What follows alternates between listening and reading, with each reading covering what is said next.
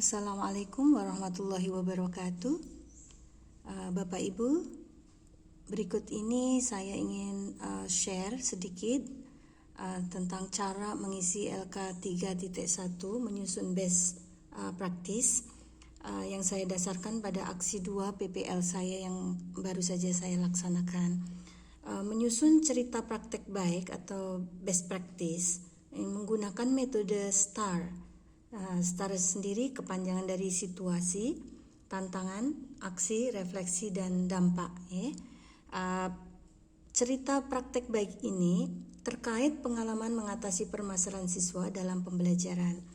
Dan untuk mengisi kolom lokasi itu diisi dengan tempat kita praktek atau sekolah yang kita pakai untuk PPL ya Bapak Ibu. Lingkupnya juga ditulis itu level SD, SMP, SMA, dan seterusnya. Sedang untuk tujuan yang ingin dicapai itu punya saya, yaitu meningkatkan motivasi belajar siswa ketika dipaparkan dengan materi pembelajaran bahasa Inggris berbasis HOTS. Cukup panjang ini karena memang kami difokuskan untuk mencari permasalahan yang berkaitan dengan HOTS atau High Order Thinking Skill. Lalu penulisnya saya isi nama saya sendiri, tanggal yaitu tanggal pelaksanaan PPL. Situasi di sini adalah STAR untuk S yang di awal ya Pak, ya Bapak Ibu. Jadi dari metode STAR tadi kita harus mencari situasinya yang dilandaskan pada latar belakang dipilihnya praktek pembelajaran ini adalah dari masalah-masalah pembelajaran yang muncul. Masalah pembelajaran ini bisa saya tuangkan di sini itu karena sudah melalui proses observasi ya sebelumnya. Ketika kami harus mengisi di LK 1.2, 1.3, 1.4 sampai pada kesimpulan akhir itu di LK 2.1. Untuk yang melaksanakan PPG itu saya kira sudah tahu ya pengisian LK tersebut. Nah, dari permasalahan tersebut saya bagi menjadi 3 aspek ya.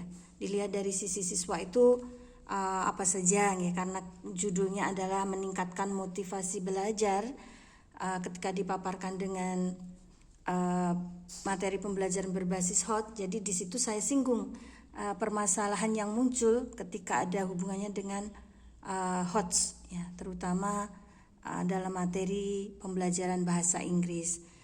Di situ juga masalah yang muncul dilihat dari sisi guru, juga dari sisi sekolah. Lalu ditanyakan juga mengapa praktek pembelajaran ini penting. Saya tadi hampir terlupa menyampaikan bahwa dalam aksi 2 ini saya menggunakan model pembelajaran PJBL, Project Base ya Bapak Ibu. Demikian saya paparkan itu tentang garis besarnya pembelajaran PJBL yang ditemukan ketika di akhir pembelajaran pertemuan kedua pada aksi 2 ini benar-benar sangat efektif Bapak Ibu untuk meningkatkan motivasi pembelajaran anak. Nah, itu saya sebutkan mengapa kok dipilih untuk sharing dan dianggap penting untuk sharing. Nah, barangkali Bapak Ibu juga mengalami permasalahan yang sama. Best practice ini setidaknya bisa menjadi salah satu alternatif pemecahan solusi dari permasalahan Bapak Ibu. Terus juga ditanyakan untuk peran dan tanggung jawab saya itu seperti apa. Itu saya sebutkan bahwa saya sebagai guru yaitu pemberi fasilitator, koordinator dan sebagainya. Ya, saya tuangkan di situ. Lalu tantangannya untuk huruf T ya, STAR itu huruf yang kedua. Saya masukkan semua yang muncul tantangan ketika proses pembelajaran itu terjadi. Di situ ada juga permasalahan teknis saya tulis ya, saya sebutkan ya.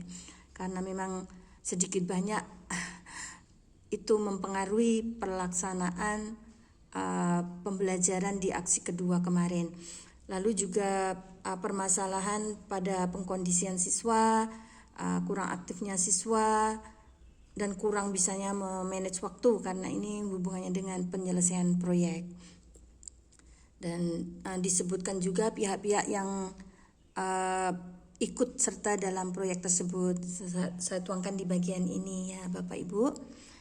Lalu untuk aksi STAR huruf ketiga A, aksi, di situ saya tuangkan langkah-langkah apa untuk mengatasi permasalahan atau tantangan yang saya sebutkan di kolom atasnya tadi, Bapak Ibu.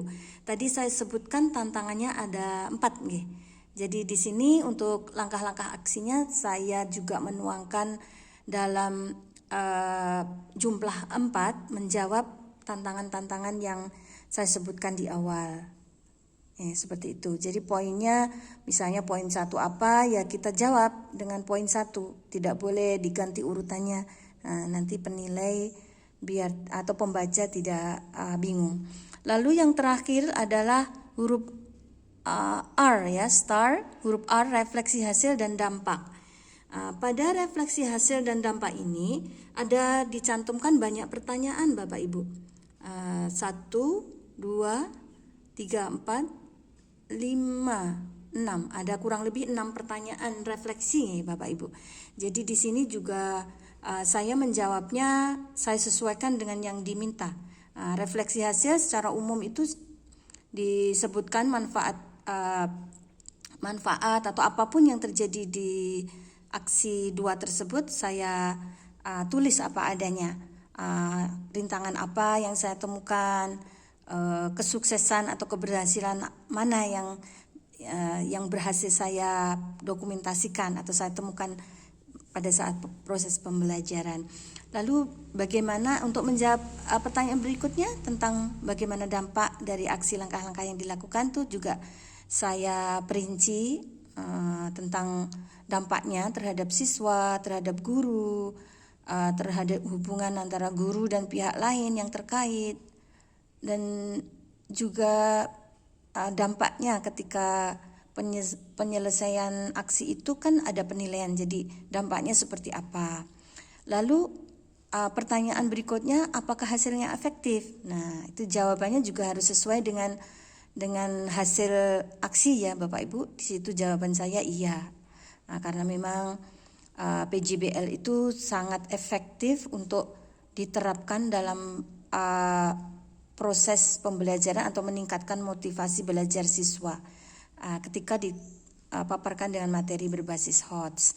Lalu pertanyaan berikutnya yaitu tentang respon pihak lain atau lembaga ya, bisa juga lembaga ya.